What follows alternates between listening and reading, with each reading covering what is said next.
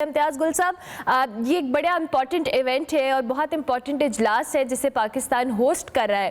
آپ سب سے پہلے تو اس کی امپورٹنس کے حوالے سے بتائیے گا، کیا سمجھتے ہیں کتنی پازیٹیو ایک ایکٹیویٹی ہونے جا رہی ہے آج؟ جی السلام علیکم. جی پہلے تو میرا خیال ہے آپ کے جو نمائندے ہیں ان کی میرے خیال تصحیح ہونی چاہیے. جو انہوں نے باتیں پہلے سنی تھیں وہ کر دی. پورا اسلام آباد بند نہیں ہے، اور کل 2 دفعہ وضاحت آئی تھی کہ صرف وہ علاقے بند ہیں جو کہ اسلام آباد ایئرپورٹ اور کنونشن سینٹر سرینا ہوٹل کے راستے میں آتے ہیں. باقی زیادہ تر جو بلو ایریا ہے وہ بند ہے، لیکن اس کے علاوہ باقی مراکز کھلے ہیں. ٹھیک ہے.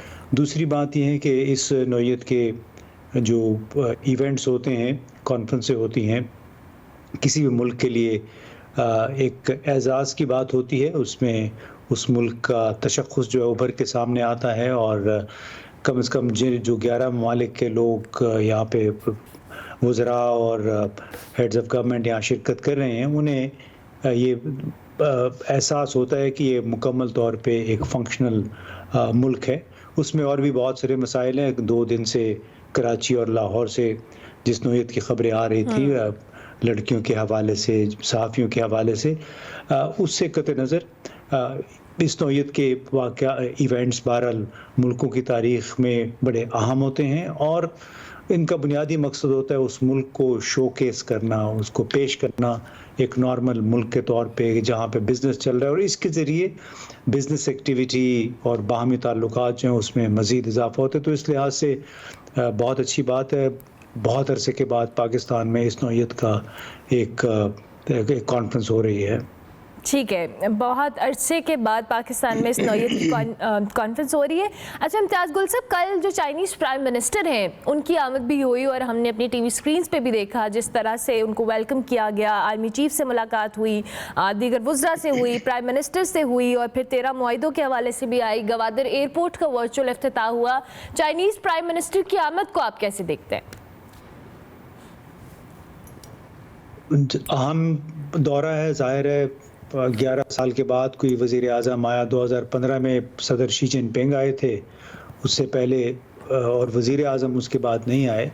تو اس لحاظ سے بڑی اچھی بات ہے کہ وہ آئے، لیکن ظاہر ہے وہ صرف کوئی 2 طرفہ مذاکرات کے لیے نہیں آئے، بلکہ بنیادی طور پہ SCO کانفرنس کے لیے آئے ہیں. تو یہ ہماری پوری ریاست کے لیے، تمام اداروں کے لیے یقیناً ایک لمحہ فکریہ ہے. بلکہ بھارت میں تو یہ ہمارے لیے ایک تانا بھی بنا ہوا ہے کہ 2015 میں اعلیٰ ترین سطح پہ ایک چینی رہنما آیا، یعنی شی جن پنگ، اور اس کے بعد کہیں جا کے اب وزیر اعظم آئے. اس سے پہلے 2 مرتبہ وزراء خارجہ آئے ہیں. تو اس سے بھی یہ ظاہر ہوتا ہے کہ باہر سے پاکستان کو کس نظر سے دیکھا جاتا ہے. جو اہم ممالک ہوتے ہیں، بہت قریبی جن کے روابط ہوتے ہیں، وہاں پہ تو صدر اور وزیر اعظم ہر سال 2 سال کے بعد 3 سال کے بعد دورے کرتے ہیں. لیکن ہمارے ہاں چلیں اس پہ بھی شکر کرنا چاہیے کہ چینی وزیر اعظم پہنچ آئے ہیں، کہ یہ کانفرنس ہو رہی تھی SCO، اور یہ ان کو ایک موقع مل گیا یہاں پہ آنے کا. اب دیکھنا یہ ہے کہ یہ جو آپ نے 13 معاہدوں کی بھی بات کی، ملاقاتیں تو ہوتی رہتی ہیں. چینی بڑے مہمان نواز لوگ ہیں، بڑے دھیمے لہجے کے لوگ ہیں. وہ منفی باتیں نہیں کرتے ہیں، وہ انہیں کوئی بات اچھی بھی نہیں لگتی تو اس کا اظہار بڑی مشکل سے وہ کرتے ہیں. ہمارے ہاں اس کے بالکل برعکس ہے. سب نے منہ کھولے ہوتے ہیں. جہاں کیمرہ نظر آتا ہے، مائک نظر آتا ہے، اپنے خیالات کا اظہار شروع کر دیتے ہیں. اور اس بات پہ چینی بڑے ناراض بھی ہوتے ہیں کہ آپ نے 10 سال ہو گئے، سی پیک گیم چینجر کی رٹ لگا رکھی ہے، لیکن آپ کیا واقعی اپنے ملک کو تبدیل کر پائے ہیں سی پیک معاہدوں کے ذریعے؟ یہ ایک بہت بڑا سوال ہے جو ہم سے چینی ماہرین کرتے رہتے ہیں. تو اللہ کرے کہ اس کانفرنس کے ذریعے اور یہ 2 طرفہ جو معاہدے وغیرہ ہو، معاہدے بھی نہیں ہیں بلکہ یہ تو MOUs ہیں، یعنی مفاہمتی یادداشتیں ہیں. اس میں عام طور پہ 5-10% MOUs پہ، مفاہمتی یادداشتوں پہ عمل درآمد ہوتا ہے. اللہ کرے کہ 20% پہ ہو جائے، پاکستان کے لیے اچھا ہوگا. اور اس کا تمام تر دار و مدار ہماری قیادت پہ ہے کہ کس حد تک وہ جلد فیصلے کرتے ہیں، عمل درآمد میں فیسیلیٹیٹ کرتے ہیں، یہاں پہ جو کاروبار کرنے کی فضا ہے کتنی وہ آسان ہوتی ہے. کیونکہ کل ہی ایک چینی ایمبیسی کی مدد سے ایک رپورٹ شائع ہوئی اور اس میں انہوں نے 48 چینی کمپنیوں کے لوگوں سے جو آفیشلز کے ساتھ بات چیت کی، ان سے میں نے ان کی رائے لی. تو انہوں نے یہ کہا کہ ابھی تک سب سے بڑا مسئلہ، کوئی 83% لوگوں نے کہا کہ سب سے بڑا مسئلہ سیکیورٹی ہے. 63% لوگوں نے کہا کہ اس ملک کے اندر جو فیصلہ سازی اور اس پر عمل درآمد جو ہے اور کاروبار کرنے کی جو فضا ہے وہ ابھی بھی کافی چیلنجنگ ہے. انہوں نے یہ نہیں کہا کہ بہت منفی ہے، لیکن انہوں نے کہا کہ چیلنجنگ ہے. تو اس نوعیت کی چیزیں جس پہ ہمارے حکومت کو، ہمارے پالیسی سازوں کو بہت زیادہ غور کرنے کی ضرورت ہے.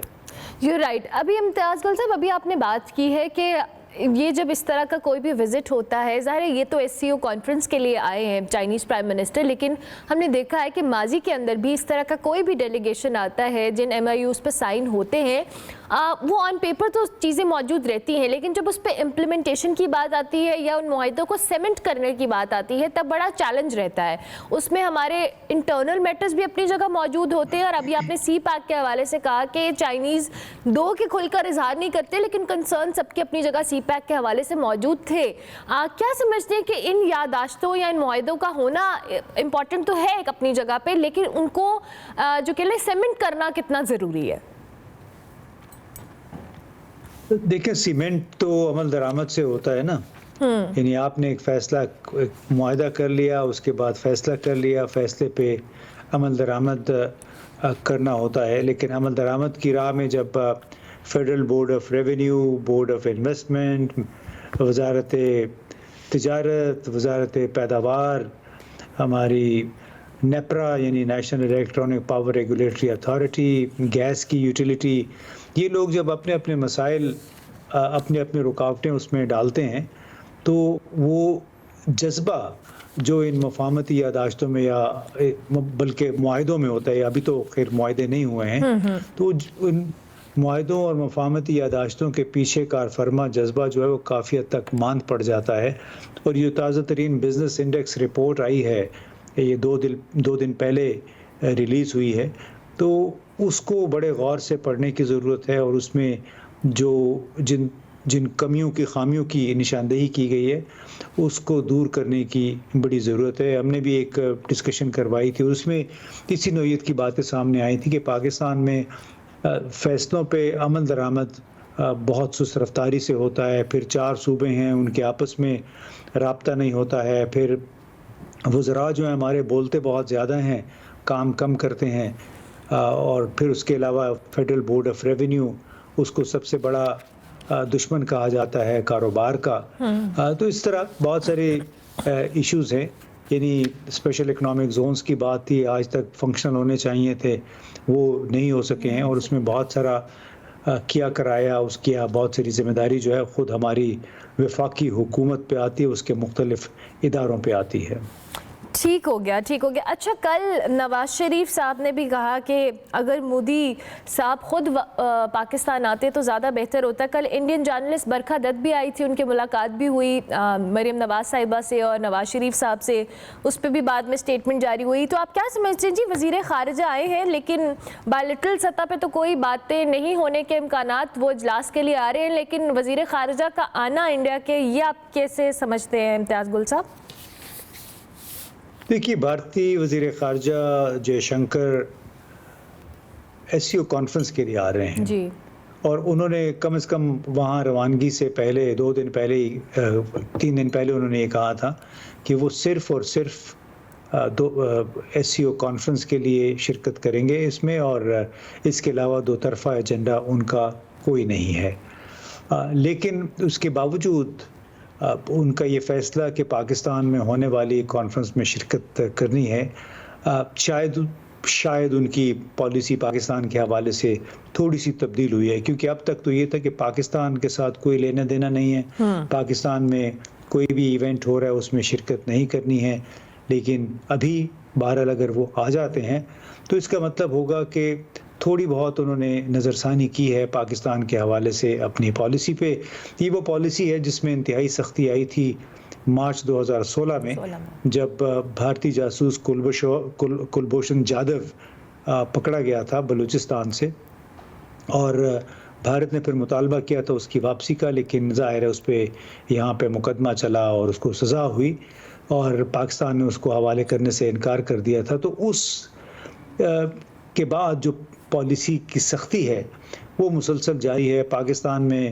میں تو سمجھتا ہوں جو دہشت گردی کے واقعات ہیں, جس تواتر کے ساتھ دہشت گردی کے واقعات میں اضافہ ہو رہا ہے, اس کا لینا دینا بھی ہمارے پاک بھارت تعلقات کے ساتھ ہے. اس کی مجھے اور کوئی وجہ سمجھ نہیں آتی.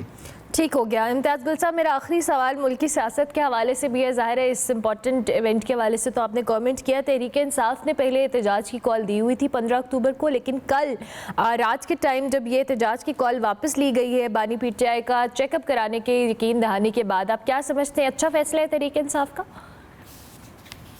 بالکل ایسے ہی کرنا چاہیے تھا انہیں. یعنی داخلی سیاست اور ہماری جو بیرونی خارجہ سیاست ہے اس کو تھوڑا سا بالکل الگ رکھنا چاہیے, اور خاص طور پہ ایسے موقع پہ جب اسلام آباد کے دل میں اتنی بڑی بین الاقوامی کانفرنس ہونے جا رہی ہے, تو یہاں پہ خواہ یہ تاثر پیدا کرنا کہ ہم نے احتجاج کے لیے آنا ہی آنا ہے, وہ کوئی مناسب بات نہیں تھی. میرا اپنا خیال تھا کہ وہ اس سے پہلے ہی کال آف کر دیتے, اور اب انہوں نے کر دیا. چلیں اس پہ بھی ان کا شکر گزار ہونا چاہیے, لیکن دوسری طرف ظاہر ہے پارٹی کا اپنا ایک موقف ہے, اس پہ وہ ہر طرف ان کو بے شمار ان کو شکایتیں ہیں اسی ایڈمنسٹریشن سے, جو ایڈمنسٹریشن اپنی عزت ملک کی عزت رکھوانے کے لیے ان سے کہہ رہی ہے کہ آپ یہ احتجاج نہ کریں.